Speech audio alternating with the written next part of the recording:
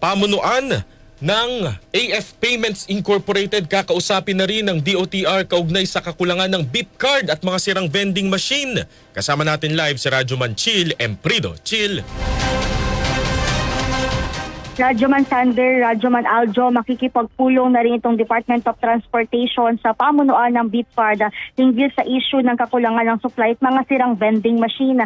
Ito'y kasunod na rin ng ginawang pag-iikot at pag-iinspeksyon ng ahensya sa pangunguna ni Transportation Secretary Vince Dizon sa ilang istasyon niyan, kabilang na itong MRT3 at LRT sa bahagi ng TAF sa lungsod ng Pasay, nasusundan naman sa istasyon sa Maynila. Ayon kay Dizon, masyado ng luma at mabagal ang mga vending machine na nakalatag sa mga istasyon ng MRT at LRT. Bukod pa riyan, reklamo rin na kanilang natatanggap ay ang kakulangan ng supply ng beep card. Hindi kasi makabili ang ilang pasahero ng naturang card para sana sa mas mabilis at madaling pagsakay sa tren. Itong beep cards talaga, matagal ko nang naririnig to. Kaya once and for all, we have to, because when I call them, I follow up, they say, opo, magdadagdag po kami.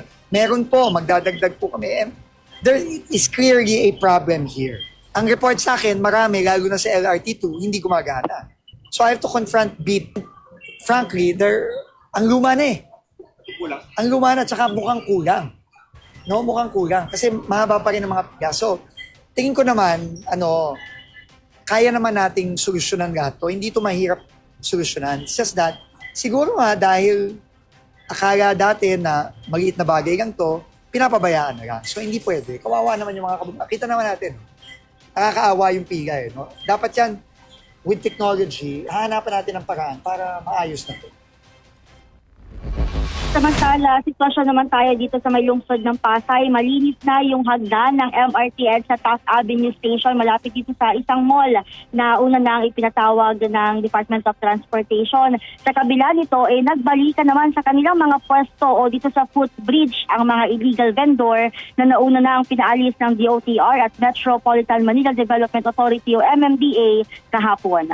Kasama mo sa DZXL RMN Manila, Radyoman Chill Emprido, Tatak RMN. Maraming salamat, Radyoman Chill Emprido.